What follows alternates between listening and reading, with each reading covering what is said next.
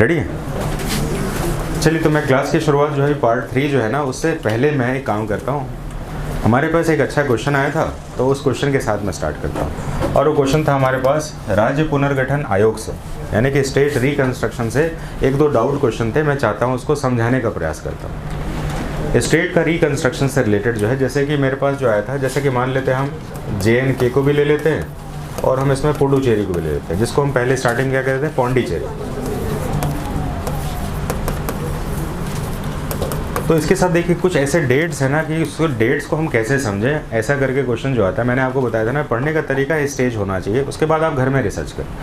तो अगर मैं इसको कहूँ JNK को, मैं कहूँ आपको कि JNK भारत में जो है राज्य पुनर्गठन आयोग में भारत के राज्यों को 4 अलग अलग भागों में बांटा गया था। जो राजा यानी प्रोविंसेस जो थे, उनके राज्यों को अलग अधिकार देने के लिए अलग सी कैटेगरी दी गई। लेकिन बाद में JNK को भारत में राष्ट्रपति के अध्यादेश, राष्ट्रपति के द्वारा 1954 में, ध्यान से सुनिएगा, राष्ट्रपति के द्वारा एक अध्यादेश पर JNK को भारत का अभिन्न अंग बना लिया गया 1950। अब यहाँ पर बात करूँगा मैं कि 1954 के बाद 1956 में जम्मू कश्मीर को भारत के राज्य की कैटेगरी में शामिल किया गया था। अब चारों राज्यों को हटा दिया गया, अब सिर्फ राज्य और केंद्र शासित में सिर्फ राज्य ही माना गया। और उसके बाद हमने 26 जनवरी 1957 में ये हमने किया कि इसमें आर्टिकल 370 के तहत भारत के शासन को इसमें लागू कर दिया। तो कहने का मतलब है कि इसमें 3 अलग अलग डेट आ गए इसमें, है कि नहीं? तो कहने का मतलब हम किसी भी टॉपिक को इतने डीप में लेके जाएं तो जो बिगिनर्स हैं ना, तो कहेंगे मेरे को पढ़ना ही नहीं अब, तो मैं अब नहीं पढ़ूंगा इसमें, क्यों भाई, इतना मेरे को याद नहीं होगा इसमें। तो हमें क्या करना पड़ेगा इसमें कि हमें सिर्फ ये करना पड़ेगा, 26 जनवरी याद रहेगा ना, 1957 याद रखिएगा, और इसमें 370 को जोड़ दिया गया। और ये अगर आपको बाद में डेट आता है इसमें, तो ये स्टेज में तो आपको पढ़ना पड़ेगा, क्योंकि ज़्यादा चीज़ों को हम स्टेज A में लेके जाएंगे तो प्रॉब्लम हो जाएगा। अब मैं आ रहा हूँ आपको पौंडीचेरी में। अगर आपको लिखना होगा तो आप लिख सकते थे इसमें, है ना। JNK से 1954 में क्या था, राष्ट्रपति के अध्यादेश पर इसको एक भारत में अंग में शामिल किया गया। 1956 में इसको भारत का एक राज्य माना गया। देखिए ध्यान रखिएगा, इसमें राज्य पुनर्गठन आयोग फजल अली समिति की सिफारिश भारत में कब आई थी, 1956 में। 56 के आधार पर भारत में राज्यों का पुनर्गठन दोबारा स्टार्ट हो गया था ना, इसमें भाषा के आधार पर और एडमिनिस्ट्रेशन के आधार पर। तो भारत में अब 4 अलग अलग कैटेगरीज के राज्य को हटाकर राज्य और केंद्र शासित ही कर दिया गया, बाकी को हटा दिया गया। तो 1956 में बना दिया इसको। लेकिन 370 को हमने इम्पोज किया था कब, 26 जनवरी को किया था। ये क्वेश्चन मैंने इसलिए बताया क्योंकि एग्जाम में पूछा गया क्वेश्चन था इसमें। तो मेरे को तीनों में से एक बताने से अगर आपको सब्जेक्ट हल्का लगेगा तो मुझे ऐसा ही करना चाहिए, ये एक तरीका होगा ना। तो बाकी तरीके को तो सभी को अपने अपने घर में पढ़ना चाहिए इसमें, क्योंकि यहाँ पर हम लेके जाएंगे तो फिर तो आप लोग 2 साल वाले कोर्स में चले जाएंगे, है ना। मेरी समस्या भी है थोड़ी सी। अब हम आ जाते हैं पौंडीचेरी में, जिसको हम पौंडीचेरी कहते थे इसमें। अब पौंडीचेरी के साथ क्या हुआ कि आज़ादी के बाद भी पौंडीचेरी में फ्रांसीसी जो थे ना, वो भारत को छोड़ नहीं रहे थे इसमें। पौंडीचेरी भारत में कहाँ कहाँ पर है, मैंने आपको बताया था। क्या बताया था मैंने आपको?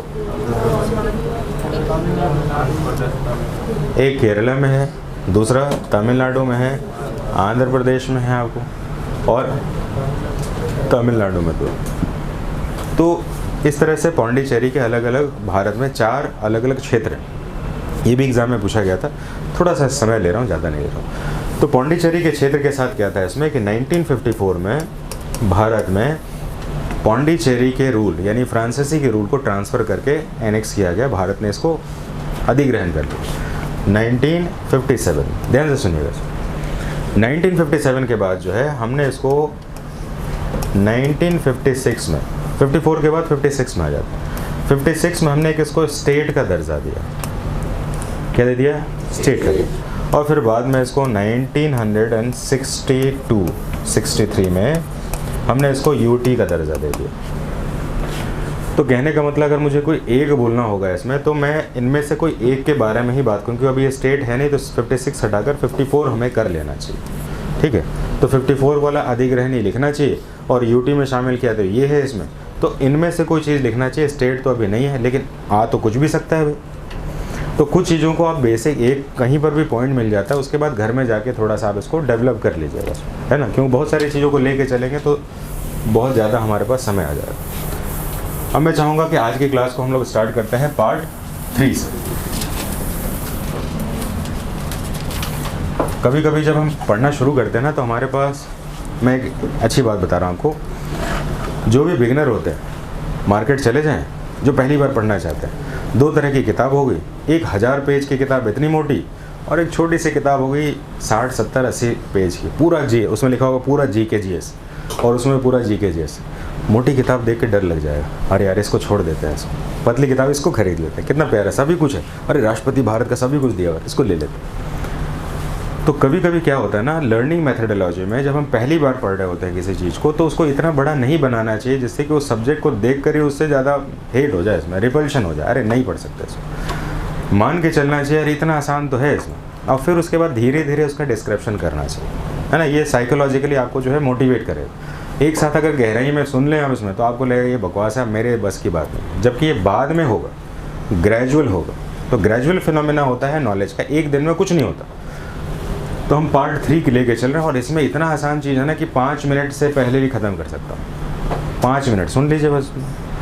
तो पार्ट 3 जब हम स्टार्ट करते हैं, तो सबसे पहले हमें ध्यान रखना होगा कि भारतीय संविधान का पार्ट 3 जो है, लिखना नहीं अभी बस, ये फंडामेंटल राइट्स को बताता है। मैं पूरा ख़त्म कर दूंगा फिर आपको लिखाऊंगा इसमें। फंडामेंटल राइट्स को बताता है। भारत में फंडामेंटल राइट्स जो लिए गए हैं वो अमेरिका से लिए गए, USA से लिए गए, जबकि हमें ध्यान रखना चाहिए कि भारत में फंडामेंटल राइट्स के स्कोप सबसे ज़्यादा थे ब्रिटेन से लेने के लिए, क्योंकि ब्रिटेन विश्व का पहला देश था जिसने मैग्ना कार्टा यानी फंडामेंटल राइट्स को इंट्रोड्यूस किया था 1215 में। लेकिन हमने वहाँ से फंडामेंटल राइट्स नहीं लिया, क्यों? क्योंकि ब्रिटेन एक मोनार्की है, राजशाही है, और वो कभी भी मौलिक अधिकार छीन सकता था, जबकि अमेरिका एक लोकतांत्रिक देश है जहाँ पर मौलिक अधिकार सुरक्षित हो, इसलिए हमने अमेरिका से लिया। लेकिन इसको शुरुआत में कहा जाता था मैग्ना कार्टा। तो एग्ज़ाम में एक मैग्ना कार्टा भी आ जाता है। मैग्ना कार्टा क्या है भाई? तो ब्रिटेन में मजदूरों ने सोचा, क्योंकि ब्रिटेन का डेवलपमेंट जो हुआ था वहाँ पर इंडस्ट्रियल ग्रोथ से हुआ था, और इंडस्ट्रियल ग्रोथ में लेबर्स का सबसे ज़्यादा रोल था, क्योंकि औद्योगिक क्रांति तो उन्हीं के कारण आई थी इसमें। तो उन्होंने सोचा कि हमारे लिए तो हमारा राजा कुछ सोच नहीं रहा है, वो खाली अपने लिए अपना देश बड़ा कर रहा है इसमें, तो उन्होंने कहा हमें भी कुछ अधिकार दीजिए। तो उन्होंने क्या किया, पूरे मजदूर यूनियन एकत्रित हो गए और कहा हमें लिखकर अधिकार मांगे, ये अधिकार हमें मिलना चाहिए। राजा के पास पहुंचा तो राजा ने देखा इतना बड़ा लिस्ट, तो क्या हो गया, मैग्ना हो गया। इतना बड़ा मैग्ना ही नहीं बड़ा, और काटा यानी कि सूची, बड़ी सूची। तो एक बहुत बड़ी सूची दे दी अपने अधिकारों के लिए। तो उसमें राजा ने कुछ अधिकारों को राइट कर दिया कि ये आपके अधिकार हो। तो विश्व के इतिहास में सबसे पहले मौलिक अधिकारों को मैग्ना कार्टा के साथ जोड़ा जाता है, जो कि ब्रिटेन के साथ जुड़ता है। लेकिन भारत ने कहाँ से लिया? अमेरिका से लिया। ठीक है, अब हम बात करेंगे इसमें कि भारत के संविधान में मौलिक अधिकारों को आर्टिकल 12 से आर्टिकल 35 तक के बीच में रखा जाता है। इसका भी एक डिस्क्रिप्शन होगा जो मैं लेके चलूँगा। कौन सा क्वेश्चन ये आ जाएगा इसमें, और उसके बाद आ जाएगा कि भारत में ओरिजिनली 7 राइट्स थे, लेकिन अभी के समय में 6 राइट्स मौलिक अधिकार। तो मूल संविधान में हमारे पास 7 मौलिक अधिकार थे, लेकिन आज के संविधान में सिर्फ 6 अधिकार हैं, जिसको अगर देखा जाए ध्यान से तो सबसे पहले है समानता का अधिकार। लिख देता हूँ मैं इसमें, देखो कितना समय लगता है इसमें। Right to equality. दूसरा लिख देते हैं राइट टू फ्रीडम। अभी आप मत लिखिएगा, ऐसे करके नोट्स नहीं बनेगा, थोड़ा सा और बढ़ा के चलेंगे उसमें। नेक्स्ट है राइट अगेंस्ट एक्सप्लॉयटेशन।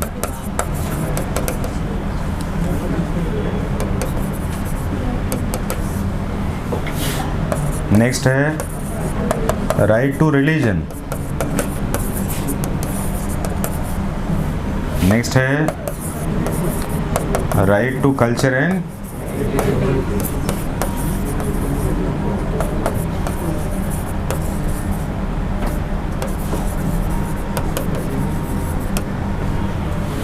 और छठा हो गया हमारा राइट अगेंस्ट कॉन्स्टिट्यूशनल रेमेडीज। और नीचे हम नोट लिख लेंगे इसमें, right to property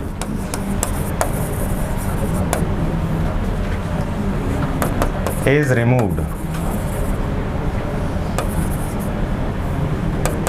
in 1978 Amendment 44। हो गया पूरा, इतना ही तो है इसमें, और क्या है इसमें, और कुछ भी तो नहीं है इसमें। अब मैं इसके साथ अब कुछ क्वेश्चन पूछने का प्रयास करता हूँ और सोचूंगा कि आप इसको बता पाएँ कि नहीं बता पाएँ। तो अगर मैं आपसे पूछूं इसमें कि संपत्ति के अधिकार को कब हटा दिया गया,